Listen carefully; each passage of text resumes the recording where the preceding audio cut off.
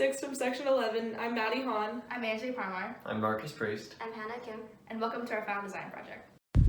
Purdue University has requested a device, structure, or signage to reduce collisions at intersections across campus due to the significant problem that people are getting seriously injured. This problem is large around the country since many campuses are areas of high traffic and congestion compared to surrounding cities. The solution we came up with had to preserve the aesthetics of Purdue while being inexpensive. The users we have tailored our solution to are Purdue staff, students, and citizens of West Lafayette. Purdue administration is our main stakeholder because they are the ones responsible for keeping everyone safe. From information found nationally, 40% of collisions occur at intersections due to increased distractions of cell phones and people being less aware of their surroundings.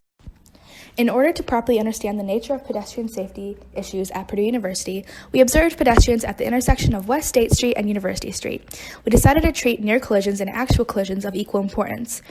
Figure 1 is a graphic that shows the types of collisions we saw. The most frequent near collision / actual collision type was car versus pedestrian at 36% of all observed collisions.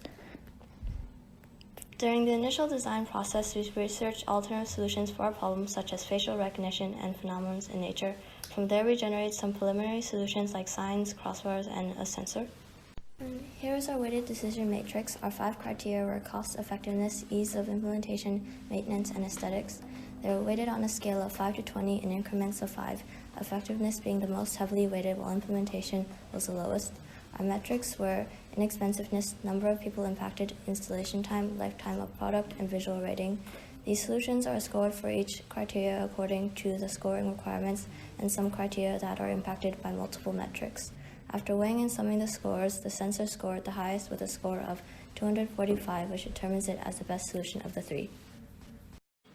We chose the sensor solution based on our observations that near collisions involving cars were the most frequent. We wanted a method to warn pedestrians of the impending danger of a car and decided that an alarm would be more effective than flashing lights, as pedestrians are typically looking at the ground and a flashing light could distract drivers.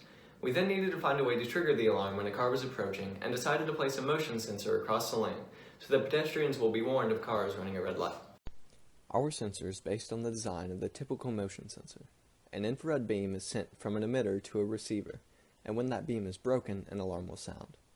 Our sensor solution will be placed across lanes of traffic and directly in front of the stopping point of any cars when their respective light is red. The sensor will activate when the light on the lane it is located turns red, and if a car crosses the beam as they are running a red light, pedestrians who are using the crosswalk will be alerted by an alarm.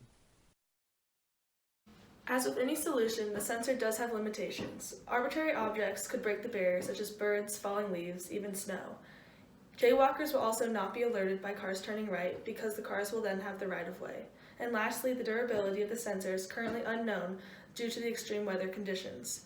However, the benefits outweigh the limitations because we believe the sensor will only be falsely activated on rare occasions. It is better to be aware than ignorant. We believe that this solution will bring a sense of awareness to Purdue University, which will outweigh any limitations regarding the durability of the product. We believe that this sensor will create a safer and more effective Purdue University, and we are very grateful for this opportunity.